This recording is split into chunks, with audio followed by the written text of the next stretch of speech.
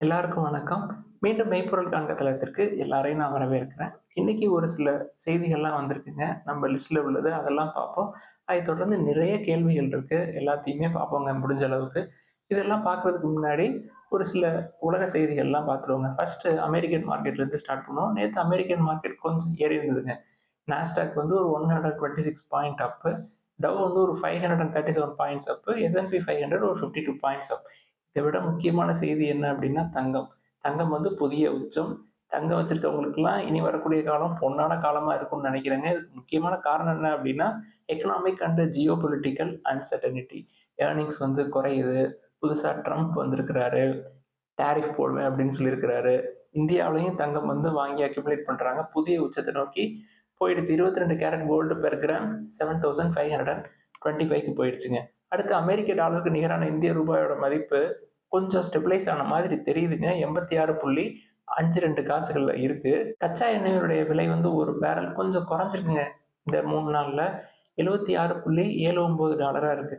அடுத்து இந்திய பங்குச்சந்தை எடுத்துக்கிட்டோம் அப்படின்னா நிஃப்டி 50 நேத்து பயங்கரமா அடிச்சிருந்தாங்க. நேத்து எஃப்ஐஐஸ் ஒரு 6000 கோடிக்கு பக்கமா கேஷ் மார்க்கெட்ல இருந்து வித்து வெளில எடுத்திருக்காங்க. மொத்தம் இந்த மாசத்தோட கணக்கு இந்த 21 நாள்ல 56,000 கோடிக்கு பக்கமா கேஷ் மார்க்கெட்ல இருந்து வித்து எடுத்துட்டு போயிருக்க மாதிரி தெரியுதுங்க. இன்னைக்கு வந்து ஒரு 130 பாயிண்ட் அப். நம்ம வழக்கம் போல ஏத்தணும், அவங்க வித்து இறக்குனாங்க, ஏத்தணும் வித்து இறக்குனாங்க, அழகா எடுத்து கொடுக்குறோம், அவங்க வித்துட்டு போயிட்டு இருக்காங்க. 23,155ல நான் கடைசியா மார்க்கெட் ஹவர்ஸ் முடிஞ்சதுக்கு அப்புறம் தான் இன்னைக்கு ரெக்கார்ட் பண்றேன். ஸோ இது ஒரு டெட் கேப் பவுன்ஸ் தான். ஸோ இது வந்து டேர்ன் ஓவர் ஒன்று ஆயிடுச்சு, ரிவர்சல் நடந்துருச்சு அப்படின்னு நினைச்சுக்க வேணாம். இன்னுமே வந்து நிறைய குறையிறதுக்கு சான்சஸ் நிறைய இருக்கு. இன்னைக்கு கூட ஹெச்டிஎஃப்சி பேங்கோட ரிசல்ட்ஸ் வந்திருக்கு. தென் டாடா டெக்னாலஜிஸோட ரிசல்ட்ஸ் நேற்று வந்திருக்கு. நிறைய குவார்டர் ஆன் குவார்டர் வந்து ரெவென்யூ குறைஞ்சிருக்கு. தென் ஐடி கம்பெனிஸை வச்சு தான் பெரும்பாலும் மார்க்கெட்டை ஏற்றுறாங்க. ஐடி கம்பெனிஸ்லேயும் அப்படி பெருசா இல்லை. இன்னைக்கு என்ன அந்த பெருசா அவங்க எதுக்கு அதை ஏற்றுறாங்க அப்படின்றத இன்னைக்கு எல்லாம் பார்ப்போங்க. அடுத்தது இன்னைக்கு நம்ம அப்டேட்ஸ்ல போயிருவோங்க. ஃபர்ஸ்ட் டாடா டெக்னாலஜிஸோட Q3 ஃபினான்ஷியல் இயர் 25 பார்ப்போம். Net profit year on year பார்த்தோம்னா 1% டவுனு. ரெவன்யூ வந்து 2.2% up. Then quarter on quarter பார்த்தோம்னா நெட் ப்ராஃபிட் வந்து 7% up, revenue 1.6% up. But Tata Technologies வந்து 52 வீக் லோவை டச் பண்ணியிருக்கும்னு நினைக்கிறேன் இன்னைக்கு. நம்ம பல தடவை சொல்லியிருக்கோம் 52 வீக் லோ வந்து ஒரு த்ரெஷ்ஹோல்டாக எடுக்காதீங்க, இன்னும் குறையிறதுக்கு சான்சஸ் நிறைய இருக்கும். இன்னுமுமே அவங்க ஐபிஓ ப்ரைஸ்லேருந்து ஒரு ₹350 இருக்கு, ப்ராஃபிட் புக்கிங் இருக்கும், ரிசல்ட்டும் பெருசாக ஒன்றும் இல்லை, அதனால விற்பாங்க. தயவுசெய்து 52 வீக் லோவை பார்த்து என்டர் ஆகாதீங்க. அடுத்து ஜொமேட்டோ லாஸ்ட் 1 மந்த்ல 24% குறைஞ்சிருக்குங்க. நேற்று கூட டிஸ்கஸ் பண்ணோம். அதர் இன்கம் இன்னும் வராது, இன்னும் ஒரு 6 மாசத்துக்கு வராது. ஸோ ஹையர் லெவல்ல நீங்க வந்து 100 கீழே வாங்கியிருக்கீங்க, உங்களுக்கு வந்து மறுபடியும் குறைஞ்சிரும், இன்னொரு 50% விழுது அப்படின்னா அதுக்கு சான்சஸ் வந்து நிறைய இருக்கு. ஏன்னா இன்னொரு 6 மாசத்துக்கு அவங்க எக்ஸ்பேன்ஷன்ல இருப்பாங்க.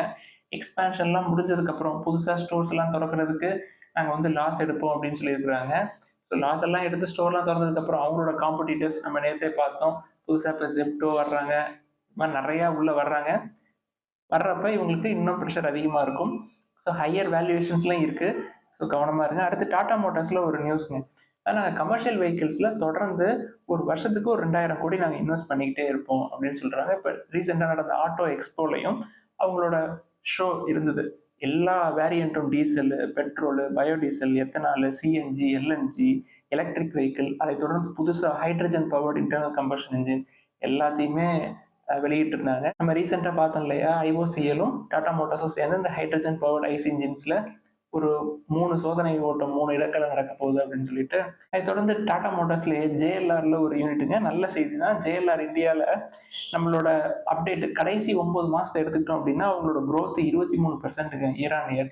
இதுல என்ன நோட்டபிள் திங் அப்படின்னா மெர்சடிஸ் பென்ஸ், போர்ஷ், பிஎம்டபிள்யூ எல்லாருமே கிரேட்டர் தென் டபுள் டிஜிட் growthங்க. லாஸ்ட் ஒரு 9 மந்த்ஸ் எடுத்துக்கிட்டோம் 2024லன்னா இந்த கார்ஸ் எல்லாமே ரேட் எல்லாமே ₹1 கோடி மேல. பென்ஸா இருக்கட்டும், போர்ஷா இருக்கட்டும், இல்ல ஜேஎல்ஆரா இருக்கட்டும், இல்ல பிஎம்டபிள்யூவா இருக்கட்டும், இந்த சேல்ஸ் எல்லாமே டபுள் டிஜிட் growth. இந்த 10 லட்சம் 20 லட்சம் கார்லாம் வந்து கம்மியா தாங்க வித்துருக்கு. இவ்வளவு growth இல்ல. எக்ஸாம்பிளுக்கு Mercedes Benz 30% year on year growth, Porsche 10% year on year growth. இந்த வருஷம் தான் ஃபர்ஸ்ட் டைம் 1000 யூனிட்ஸ்க்கு மேல வித்துருக்காங்க 2024ல. அடுத்து JLR 23% growth, BMW 13% growth. So இந்த மிடில் கிளாஸ் எல்லாம் வந்து என்னன்னாங்க, மிடில் கிளாஸே வந்து இப்போ குறைஞ்சிட்டாங்களா? மிடில் கிளாஸ் ஒருவேளை எல்லாம் மேல போயிட்டாங்களா? இல்ல மிடில் கிளாஸ் எல்லாம் கீழ வந்துட்டாங்களா? அப்படின்ற ஒரு சந்தேகம் இது வருதுங்க. ஸோ இது ஒரு செய்தி. அடுத்து சவுத் இந்தியன் பேங்க். நேத்து வந்து ரிசல்ட் வந்திருந்தது இல்லையா? நேத்து ஒரு 4% கீழ இறங்கி இருந்துச்சு. அப்புறம் மறுபடியும் இன்னைக்கு ஒரு 3% வந்து மேல ஏத்துனாங்க. MD CEO P R. சேஷாத்ரி அவர்கள் என்ன சொல்றாரு, நாங்க வந்து இந்த கார்ப்பரேட் லோன்ஸே நம்பி இருக்காம கொஞ்சம் எம்எஸ்எம்இ லோன் சைடும், ரீட்டெயில் லோன் சைடும் எங்களோட போர்ட்ஃபோலியோ டைவர்சிஃபை ஆகும். இதை எதுக்கு வந்து நாங்க பண்றோம் அப்படின்னா, எங்களோட ரிஸ்க்க வந்து குறைக்கிறதுக்காக பண்றோம் அப்படின்னு சொல்றாங்க. அது போக ஒரு சில நல்ல செய்திகள் இருக்கு. Net NBA குறைஞ்சிருக்குங்க. 1.61 இருந்து 1.25 குறைஞ்சிருக்கு. லோன் புக் 12% ஏறிருக்கு year on year. Net interest margin அப்படின்னு பார்த்தோம்னா ஃபிளாட்டா தான் இருக்கு. 3.17 தான் இருக்கு. அடுத்து நீண்ட நாட்களுக்கு முன்னாடி வேற எனர்ஜிஸ் பத்தி கேட்டிருந்தாங்க. நம்ம அப்பயே அந்த சைடு போகாதீங்க. வேல்யூவேஷன்ஸ் அதிகமா இருக்குன்னு சொல்லியிருந்தோங்க. இன்னைக்கு ஒரு 10% அடிச்சிருக்காங்க. என்ன காரணம்னா, அந்த ஐபிஓ வந்ததுலேருந்து ஒரு லாக்இன் பீரியட் இருக்கும் அந்த ஆங்கர் இன்வெஸ்டர்ஸ்க்கு. அந்த செகண்ட் லாக்இன் பீரியட் இன்னைக்கோட முடியுதுன்னு நினைக்கிறேங்க. அதனால ஆங்கர் இன்வெஸ்டர்ஸ் நிறைய வித்திருக்கிறாங்க. அதனால பயங்கரமா இறங்கியிருக்கு. இன்னைக்கே 10% அவுட் 1 மந்த் எடுத்துக்கிட்டோம்னா 18% கீழே இறங்கியிருக்கு. கோல்ட்மேன் ஷாக்ஸ், BlackRock, Nomura, MOFSL, Quant, Abu Dhabi investment இவங்க எல்லாமே வந்து ஆங்கர் இன்வெஸ்டர்ஸ் அவங்களோட லாக்இன் பீரியட் முடியுதுங்க. அவங்க வித்தாங்கன்னா இன்னும் குறையும். அது போக எஃப்ஐஏஸ் இந்த கேஷ் மார்க்கெட்ல இருந்து வித்து ஐபிஓக்குள்ள உள்ள போய் அங்க நல்ல ப்ராஃபிட் பார்த்துட்டு வெளில வர்றதுக்கான செய்திகள் எனக்கு ஏற்கனவே வந்தது. அதை நான் உங்கள்கிட்ட சொல்லியிருக்கேன். ஸோ ஹையர் வேல்யூவேஷன்ஸ்குள்ள உள்ள போகாதீங்க அப்படின்னு பல தடவை சொல்லியிருக்கோம். இப்பயும் பிஇ 42 கிட்ட இருக்குங்க. ஸோ கவனமா இருங்க. அது இன்னும் கன்சிடர் பண்றதுக்கு இன்னும் மோர் தென் 50% கீழே வர வேண்டியது இருக்கு. ஸோ அந்த சைடு பார்த்துருங்க. அடுத்து ஹெச்டிஎஃப்சி பேங்கோட ரிசல்ட்ஸ் வந்திருக்கு Q3 ஃபினான்ஷியல் இயர் 25. ரொம்ப டாப்பா இருக்கிற மாதிரி எனக்கு தெரியல. இன்னும் நாளைக்கு வந்து டீட்டெயிலாக அனலைஸ் பண்ணுவோம். நான் மேலோட்டமா எனக்கு சொல்லிடுறேன். ஆக்சிஸ் பேங்கை விட ரிசல்ட்ஸ் வந்து கொஞ்சம் பூரா தான் இருக்கிற மாதிரி எனக்கு தெரியுதுங்க. Net profit 2.2% up year on year. Cross NBA கூடி இருக்குங்க. 1.28லேருந்து 1.42 கூடி இருக்கு year on year. Net interest income வந்து 7.6% அப் இயர் ஆன் இயர். என்ன ஒரு நல்ல விஷயம் அப்படின்னு சொல்லியிருக்காங்கன்னா, loan to deposit ratio less then 100ல இருக்கு அப்படின்னு சொல்லியிருக்காங்க. இதை பத்தி டீட்டெயில்டா நம்ம நாளைக்கு ஹெச்டிஎஃப்சி பேங்கோட ரிசல்ட்ஸை பத்தி பேசுவோம். ஃபர்ஸ்ட் இந்த ரெடிங்டன் அப்படின்ற ஷேர்ஸ் பத்தி கேட்டிருக்காங்க. இந்த ஷேர்ஸ் பத்தி எனக்கு ஃபர்ஸ்ட் எப்போ தெரியும்னா, Massachusetts Institute of Technology, Cambridge, United States அவங்களோட இன்வெஸ்ட்மெண்ட் போர்ட்ஃபோலியோ எடுத்து பார்க்குறப்ப இந்த ஷேர்ஸை வந்து பார்த்தேங்க. கிட்டத்தட்ட ஒரு வருஷத்துக்கு முன்னாடி. ப்ரொமோட்டர்ஸ் நல்ல ப்ரொமோட்டர்ஸ் மாதிரி தாங்க தெரியுது. பட் டெட் டு ஈக்விட்டி அதிகமாக இருந்தது. இன் அடிஷன் டு தட் நம்மளோட ஹோல்டிங்ஸ், நம்மளோட லிஸ்ட்ல இருக்கவங்க எல்லாமே வந்து பெரிய பெரிய பிளேயர்ஸாக இருப்பாங்க. தென் வேல்யூவேஷன்ஸ் ரொம்ப ஷார்ப்பாக இருக்கும். அதை தாங்க பார்ப்போம். அதனால தான் இதை நான் எடுத்து வைக்கல. உங்கள்கிட்ட இருந்தது அப்படின்னா நீங்கள் வந்து வச்சுக்கோங்க. அவங்க வந்து இன்ஃபர்மேஷன் டெக்னாலஜி, ஐஓடி, தென் சப்ளை செயின், பிக் டேட்டா இதில் எல்லாம் ஒர்க் பண்ணுற மாதிரி தெரியுது. எனக்கு இன்னும் ப்ரொமோட்டர்ஸை பற்றி ஃபுல் டீட்டெயில்ஸ் நான் எடுக்கலை. ஸோ வச்சுருந்தீங்கன்னா நீங்கள் வந்து பத்திரமா வச்சுக்கலாம்னு நினைக்கிறேன். அடுத்து ஹாப்பியஸ்ட் மைண்ட்ஸ் டெக் அப்படின்னு சொல்லிட்டு ஒரு கம்பெனி பற்றி கேட்டிருந்தாங்க. இதை பற்றி நம்ம ஏற்கனவே டிஸ்கஸ் பண்ணியிருக்கோங்க. பிஇ ரொம்ப அதிகமாக இருக்குது. நம்ம என்ட்ரு ஆகிற நிலைமையில இல்லை. அடுத்து ஹிண்டால்கோ பற்றியும் கேட்டிருந்தாங்க. ஹிண்டால்கோ பொறுத்த வரைக்கும் கடன் வந்து முக்கியமான விஷயங்க. அதனால தான் நம்ம ஹிண்டால்கோக்குள்ளே போகலை. அவங்களுக்கு ப்ரமோட்டர் வந்து ஒரு டைவர்சிஃபைடான பிஸ்னஸ் தான் டாடா குரூப் மாதிரி. பட் டாடா ஸ்டீலுக்கும் ஹிண்டோவுக்கும் நம்ம வந்து டாடா ஸ்டீலை வாட்ச் லிஸ்ட்டில் வச்சுருக்கிறோம். டாடா ஸ்டீலே வந்து இந்த வேல்யூவேஷன்ஸ் டாடா ஸ்டீலை கம்பேர் பண்ணுறப்ப ஹிண்டால்கோட வேல்யூவேஷன்ஸ் நல்லா தான் இருக்குது. ப்ரைஸ் டு ஏர்னிங்ஸ் வந்து 10.95 தான் இருக்குது. டெட் டு ஈக்விட்டி 0.51 தான் இருக்குது. தென் ப்ரைஸ் டு புக்கும் கம்மியாக தான் இருக்கும்னு நினைக்கிறேங்க. பட் டாடா ஸ்டீல் எடுத்துக்கிட்டோம்னா ப்ரைஸ் டு புக் 1.79 இருக்குது. டெட் டு ஈக்விட்டி அதை விட அதிகம். நம்ம டாடா குரூப் பொறுத்த வரைக்கும் என்னங்க நல்ல விஷயம், டிசிஎஸ் ஒரு தங்க சுரங்கம் மாதிரி 3 மாதத்துக்கு ஒரு தடவை 11,000 கோடி வரும். ஸோ இந்த கடன் அப்படின்றது அவங்க நினைச்சாங்க அப்படின்னா இப்படிங்கிறதுக்குள்ள கடனை அடைச்சிருவாங்க. அதுக்கு தாங்க நம்ம டாடா ஸ்டீலே இன்னும் கன்சிடர் பண்ணல. ப்ரைஸ் டு புக் 1.5 கிட்ட வரட்டும், ஒரு 108க்கு கீழே வரட்டும். இப்போ 128, 30ல இருக்குங்க. இன்னும் ஒரு 20 ரூபா குறைஞ்சா ப்ரைஸ் டு புக் 1.5 தொற்றும். மார்கன் ஹவுசல் சொன்ன மாதிரி ஏதாவது பிஇ வந்து வர்றதுக்கு இன்னும் லேட் ஆகுங்க. அவங்க வந்து யூகேல இன்னும் நிறைய டெக்னாலஜி ட்ரான்ஸ்ஃபர்லாம் பண்ண வேண்டியிருக்கு யூரோப்பியன் கண்ட்ரீஸ்ல. அதெல்லாம் வந்து ரிசால்வ் பண்ணிடுவாங்க. இன்னும் 2-3 வருஷம் ஆகும். அதுக்குள்ள இந்த ப்ரைஸ் டு புக் 1.5 கீழே வந்துடும். வந்ததுக்கப்புறம் நம்ம லிஸ்ட்ல சேர்த்துக்கலாம். அடுத்து சென்கோ கோல்டு அது வந்து எதுக்கு குறைஞ்சிக்கிட்டே இருக்கு அப்படின்னு சொல்றாங்க. நம்ம பல தடவை திருப்பி சொல்லியிருக்கோம். ஏற்கனவே அதோட வேல்யூவேஷன்ஸ் ரொம்ப அதிகமா இருக்கு. நிறைய ஐபிஓக்குள்ள foreign institutional investors, portfolio investors போயிட்டு நல்ல லெவல்ல இருக்கிறவங்க வித்து வெளில வருவாங்க. ப்ரொமோட்டர்ஸ் ஆஃப்லோட் பண்ணிருக்காங்க. முக்கியமான விஷயம், நிறைய கம்பெனிஸ்ல இந்த சீசன்ல இந்த ஸ்டாக்ஸ் ஓட பிரைஸ் வந்து அவங்க எக்ஸ்பெக்ட் பண்ண லெவலை விட அதிகமா இருக்குங்க நெறைய கம்பெனிக்கு. அதனால ப்ரமோட்டர்ஸ் அவங்க கொஞ்சம் ஸ்டேக்க வித்து வெளில வர்றதுல அது அவங்களோட ரைட்ஸ் தான் அது. அதனால அவங்க இதுல ஒரு 3.2% வந்து குறைஞ்சிருக்கு. ப்ரமோட்டர்ஸும் வித்திருக்கிறாங்க. அதாங்க காரணம். வேல்யூவேஷன்ஸ் நம்ம பணம் இருக்குன்னு நெறையா குடுத்துட்டோம். அவங்க அதுல ஒரு பார்ட்ட வித்து வெளில எடுக்குறாங்க. இதுலயும் ப்ரமோட்டர்ஸோட ஹோல்டிங்ஸ் குறைஞ்சிருக்குது நான் பார்த்தப்ப. அடுத்து ஷீகோ ஷிப்பிங் அப்படின்னு சொல்லிட்டு ஒரு பென்னி ஸ்டாக்ஸ் பத்தி கேட்டிருக்காங்க. பென்னி ஸ்டாக்ஸ், ஸ்மால் கேப் அந்த சைட்லாம் நான் போகவே மாட்டேன். இதோட டெட் டு ஈக்விட்டி 0.24 இருக்கு. நான் அத கன்சிடர் பண்ண மாட்டேன். ஸ்மால் கேப் இந்த மாரி ஸ்டாக்ஸ் அடி வாங்கிக்குவோம், இல்ல சுட்டுக்குவோம். அடுத்து தமிழ்நாடு மெர்கன்டைல் பேங்க் வந்து ப்ராப்ளம் சால்வ் ஆகுமா? சால்வ் ஆகல அப்படின்னா, சால்வ் ஆனா அப்படின்னா இன்வெஸ்டர்ஸ்க்கு என்ன கிடைக்கும் அப்படின்னு சொல்லி கேட்டிருக்கிறாங்க. எப்படியும் சால்வ் ஆயிரும். Reserve Bank of India, Government of India எல்லாமே இந்த மாதிரி இஷ்யூஸை சால்வ் பண்றது தான் அவங்களோட வேலை. கண்டிப்பா சால்வ் பண்ணிடுவாங்க. என்னைக்கு சால்வ் பண்றாங்க அப்படின்றது தான் கேள்வி. ஸோ ப்ரொமோட்டர்ஸ் 2 பேருக்குள்ளேயோ இல்லை எத்தனை பேர் இருந்தாலும் சரிங்க, அவங்களுக்குள்ள உள்ள இஷ்யூஸ் வந்து யாராவது ஒரு ஆளுக்கு எப்படியும் அவங்களுக்கு ஒருத்தவங்களுக்கு ஃபேவரா போகுது அப்படின்னா அதனால பேங்க்கு நல்லதா கெட்டதா அப்படின்னு சொல்லி கேட்டிருக்காங்க. பேங்க் வந்து ஆப்ரேஷன் சூப்பரா இருக்கு, வேல்யூவேஷன்ஸும் சூப்பரா இருக்கு. நம்ம வாங்குற நிலைமையிலே இருக்கு. நம்ம வாங்குறது 1, 2 மாசத்துக்கு 5, 10ன்னு வாங்குறோம் இல்லையா?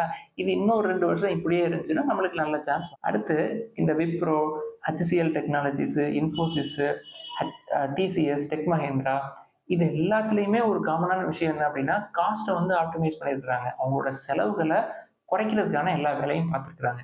அதை வச்சு அவங்க வந்து ப்ராஃபிட்டை கூட்டியிருக்காங்க. ரெவன்யூ வந்து கம்மியாக கூட்டியிருக்கு, ப்ராஃபிட் வந்து அதிகமாக கூட்டியிருக்கு. நம்ம இதை ஏற்கனவே நம்ம சொன்னோங்க. டிசிஎஸ் ரிசல்ட் வந்ததுலேருந்து நம்ம பேசிக்கிட்டு இருக்கிறோம்.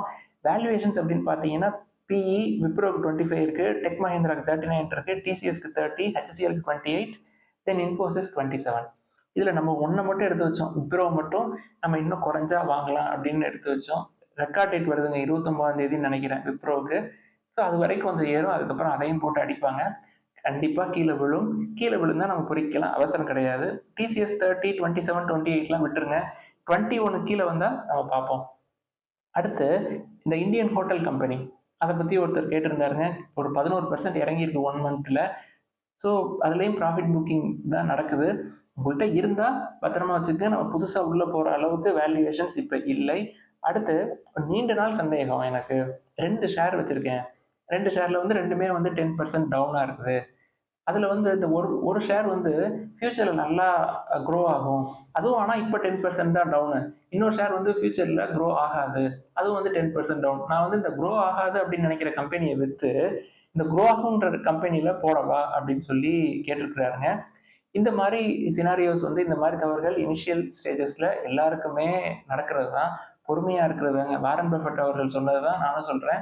நீங்க வந்து வேல்யூவேஷன்ஸ் பாருங்க, தென் க்ரோத் ப்ராஸ்பெக்ட்ஸ் பாருங்க, அதுக்கடுத்து குவாலிட்டி ஆஃப் த மேனேஜ்மெண்ட் பாருங்க. இந்த 3யும் பார்த்துட்டு பொறுமையா இன்வெஸ்ட் பண்ணுங்க.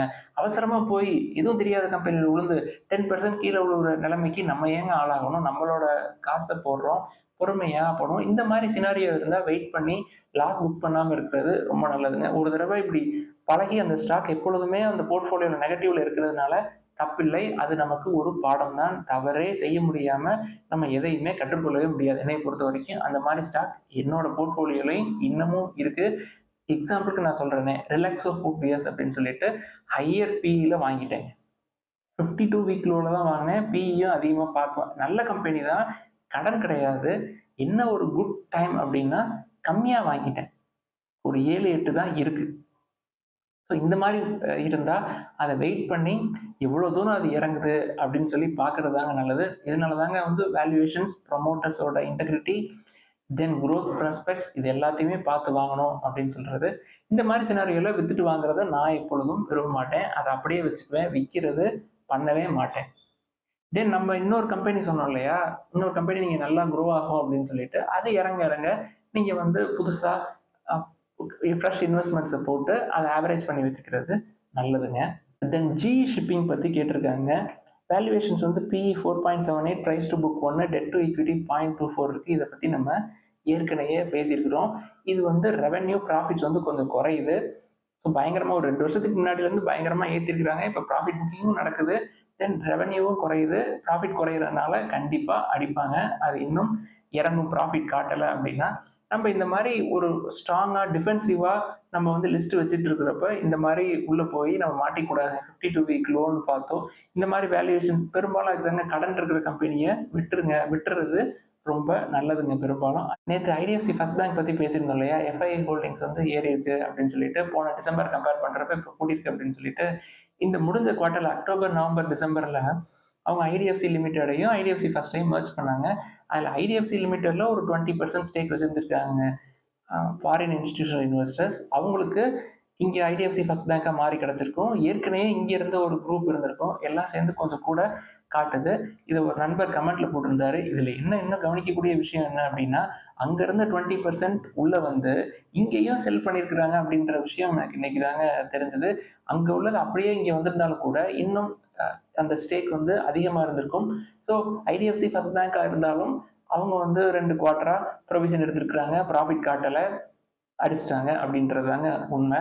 இந்த மாரி தவறுகள்லருந்து நம்மள திருத்திக் கொள்ற வழக்கம் வந்து நம்மளுக்கு கண்டிப்பா வேணும். அதை திருத்திக் கொள்ளணும். செய்தது தவறு தான் அப்படின்னு ஒத்துக்கொள்றது தாங்க நம்மள வந்து அடுத்த நிலைக்கு கொண்டு போகும் அப்படின்னு நான் நம்புறேன். ஏதாவது கேள்விகள், சந்தேகங்கள் இருந்தா எல்லாத்தையும் கேளுங்க. நம்ம டிஸ்கஸ் பண்ணுவோம். எல்லாருக்கும் நன்றி.